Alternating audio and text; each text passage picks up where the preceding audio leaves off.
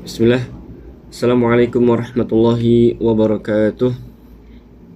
Alhamdulillah rabbil alamin. Wassalatu wassalamu ala asyrafil anbiya'i wal mursalin nabiyina Muhammad wa ala alihi wa sahbihi ajma'in. Rabbi syrah li sadri wa yassir li amri wahlul 'uqdatam min lisani yafqahu qawli. Amma ba'd.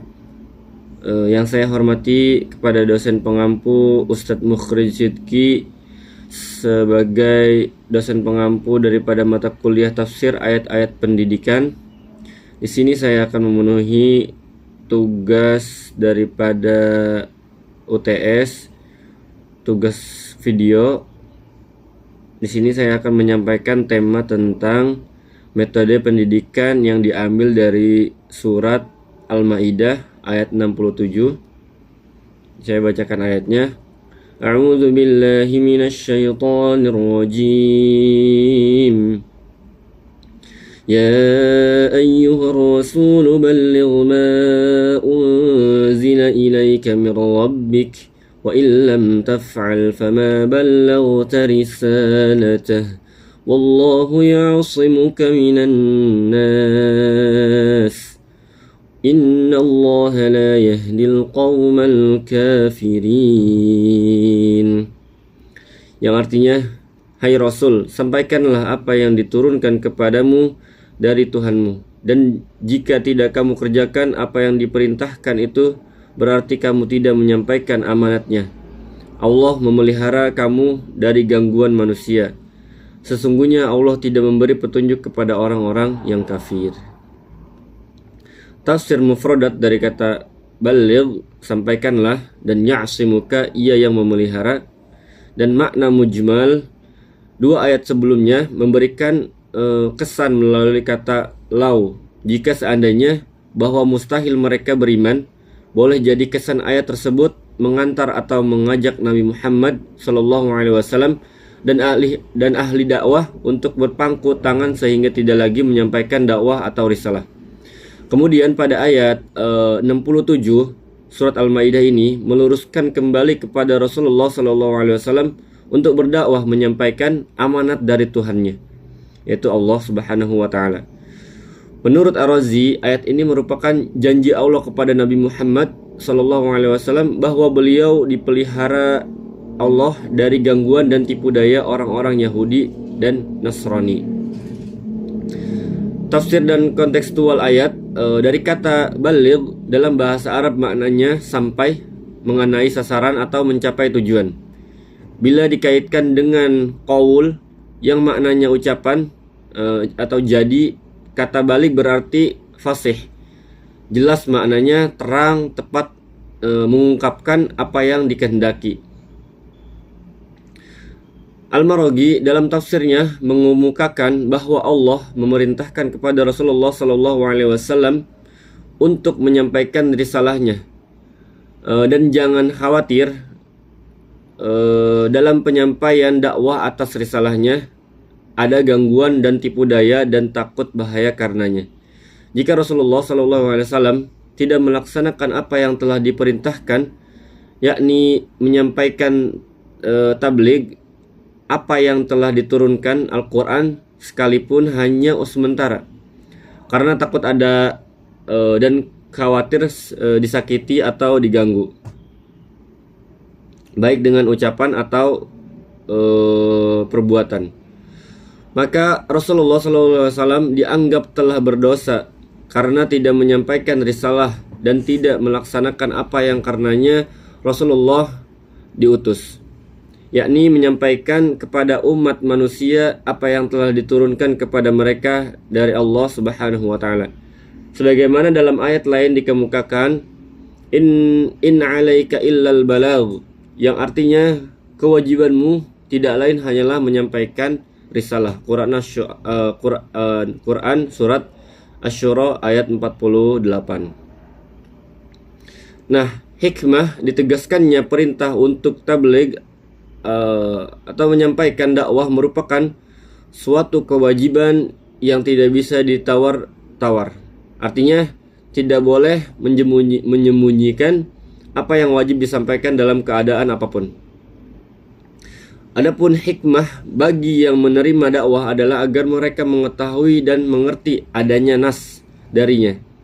Dengan demikian, sebagai Rasul Shallallahu Alaihi Wasallam tidak diragukan lagi.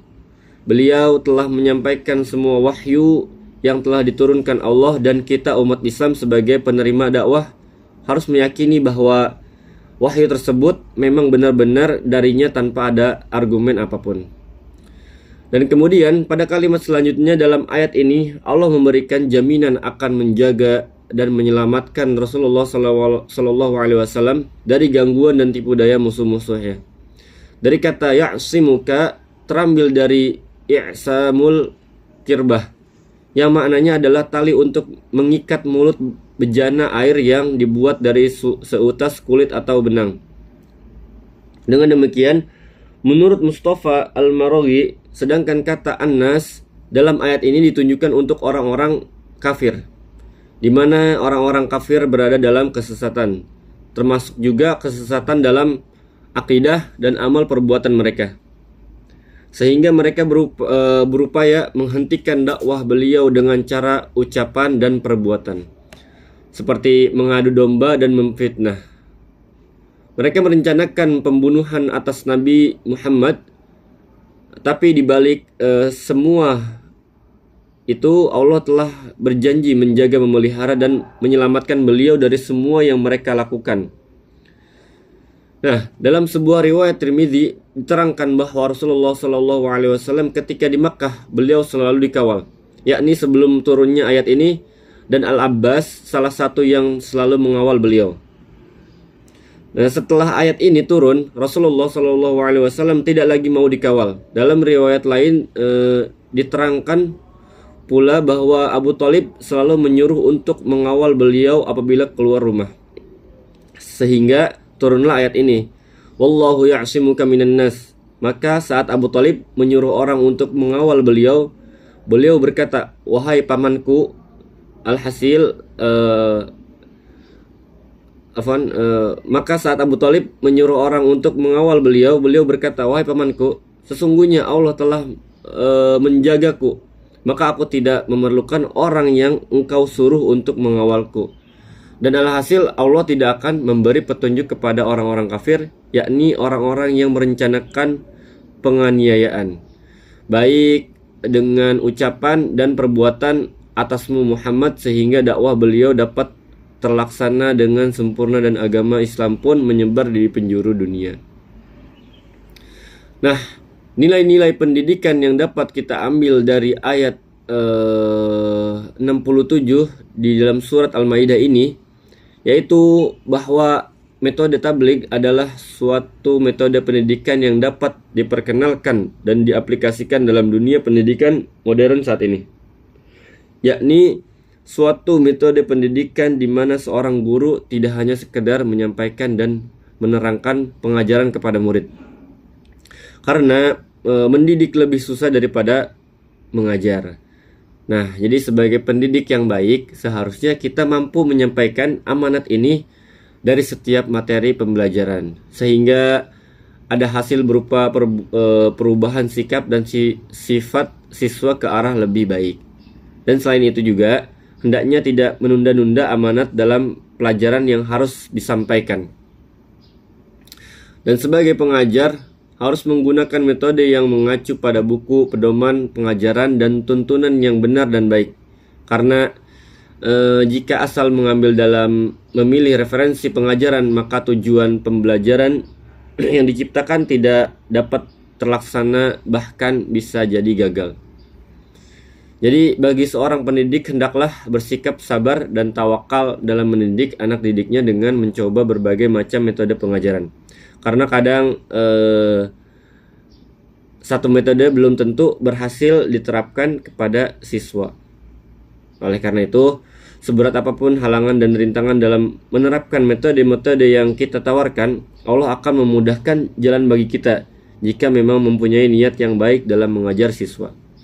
Serta jangan takut akan rintangan dari orang-orang yang tidak suka dengan metode yang kita ajarkan, karena kita harus yakin bahwa selalu ada Allah yang akan melindungi kita. selama kita tetap mempertahankan ajaran dan berada di jalan yang baik, yang benar. Mungkin cukup itu saja yang dapat saya sampaikan. Kurang lebihnya mohon maaf. Wabillahi taufiq wal hidayah. Wassalamualaikum warahmatullahi wabarakatuh.